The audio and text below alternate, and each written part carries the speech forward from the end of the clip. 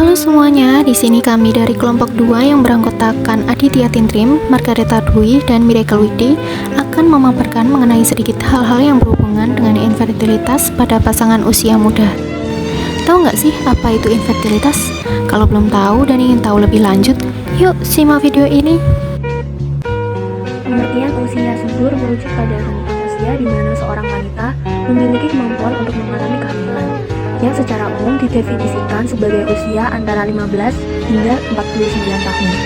Dalam konteks ini, usia subur mencakup fase kehidupan wanita di mana sistem reproduksinya aktif dan mampu menghasilkan sel telur yang dapat dibuahi.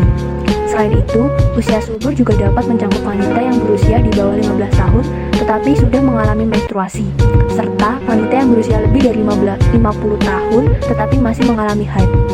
Hal ini menunjukkan bahwa usia subur tidak hanya ditentukan oleh angka usia, tetapi juga oleh kondisi fisiologis yang berkaitan dengan kesehatan reproduksi wanita.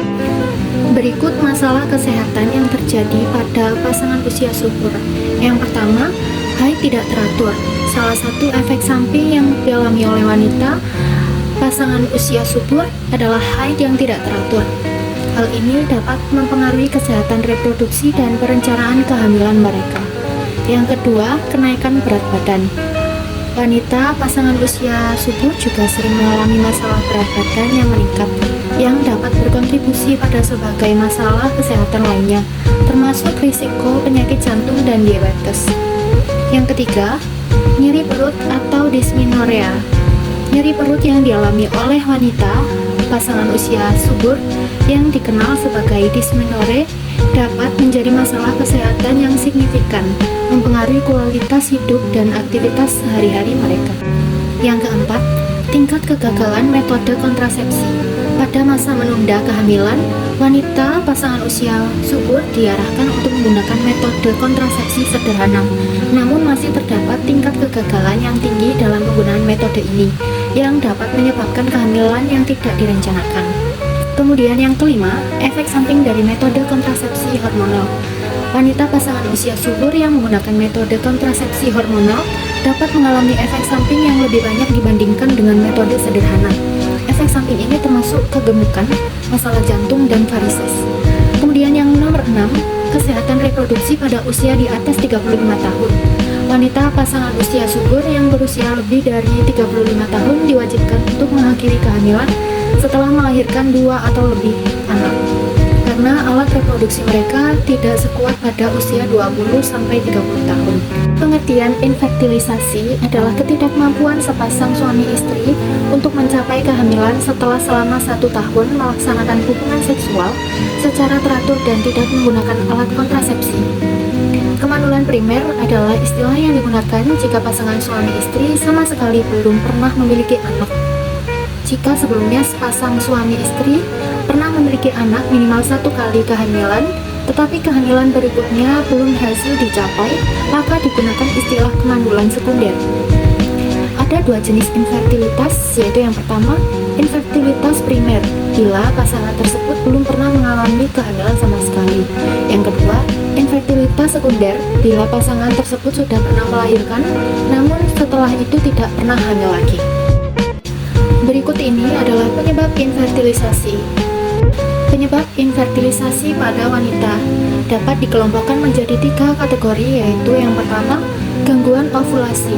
Ini termasuk sindrom ovarium polikistik atau bisa disingkat SOPK, gangguan pada siklus haid dan insusiensi ovarium primer.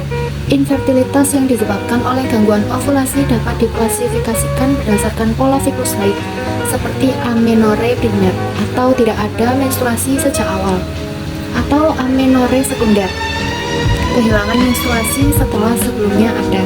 Kemudian yang kedua, gangguan pada saluran tuba dan panggul. Kerusakan pada saluran tuba dapat disebabkan oleh infeksi seperti chlamydia, gonore atau tuberkulosis, serta endometriosis.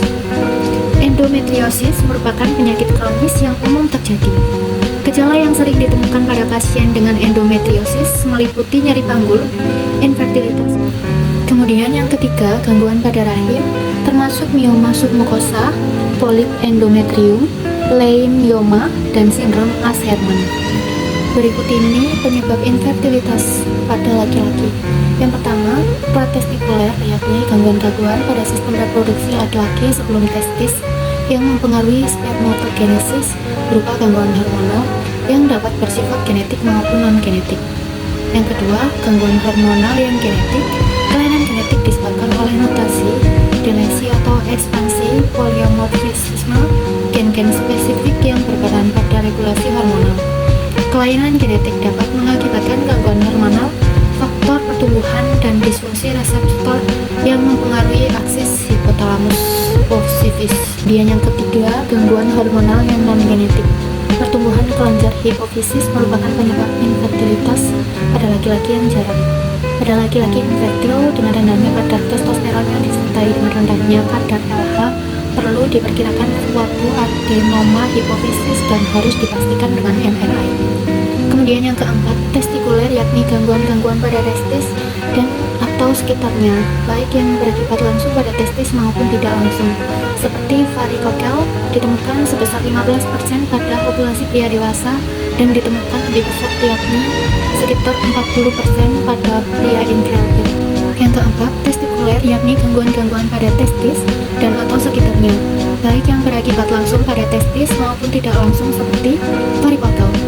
Varikokel merupakan pelebaran vena spermatikus yang dapat meningkatkan suhu di skrotum sehingga mengganggu spermatogenesis. Kemudian ada juga genetik kelainan. Genetik dapat mengganggu spermatogenesis, perkembangan saluran genitalia, menurunkan mortalitas sperma dan kapasitas fertilisasi yang mengakibatkan infertilitas pada laki-laki. Kemudian cryptorchidismus, insiden cryptorchidismus yang terdeteksi pada usia 1 tahun adalah sekitar 0,8%. Cryptorchidismus berlokasi di luar skrotum dan memiliki sedikit tubulus semiferus dan spermatogonia, serta membran basalis yang tebal sehingga mengganggu spermatogenesis.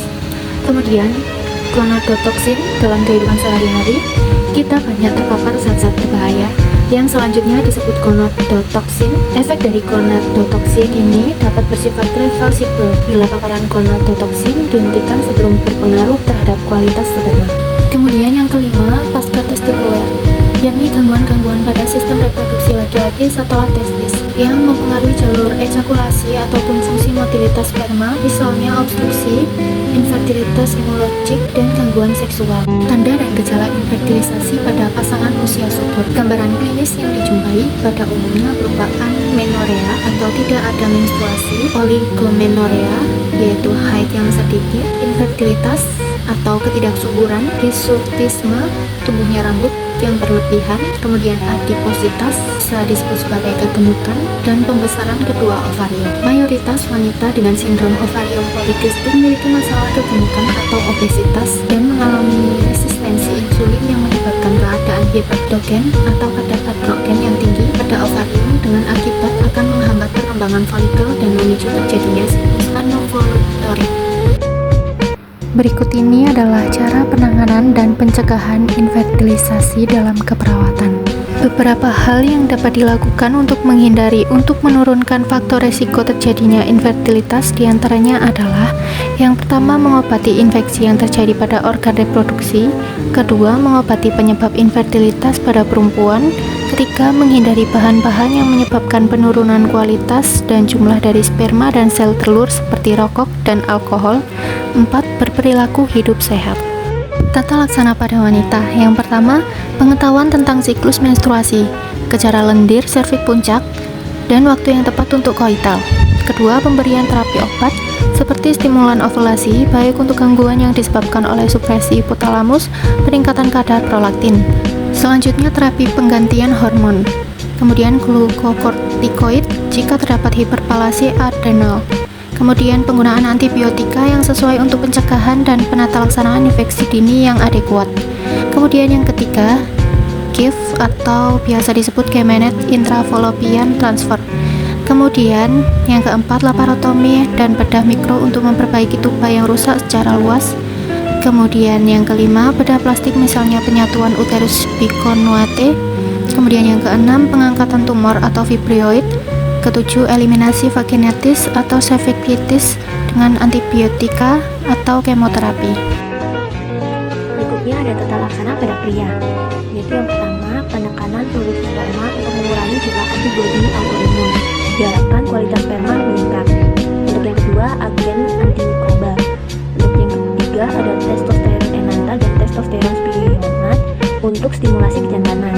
Yang keempat, ada tes HCG secara intramuskular untuk memperbaiki hipogonadisme. Untuk yang kelima, ada tes FSH dan HCG untuk menyelesaikan spermatogenesis. Untuk yang keenam, ada bromokriptin yang digunakan untuk mengobati tumor hipofisis atau hipotalamus. Untuk yang ketujuh, ada clomifen dapat diberikan untuk mengatasi subfertilitas idiopatik. Untuk yang kedelapan, ada perbaikan varikopel yang menghasilkan perbaikan kualitas sperma.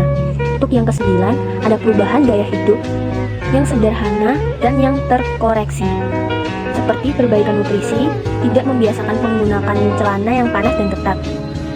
Untuk yang ke-10, perhatikan penggunaan lubricants saat koital, jangan yang mengandung spermatisida. Sekian kami dari kelompok 2 dan terima kasih. Bye.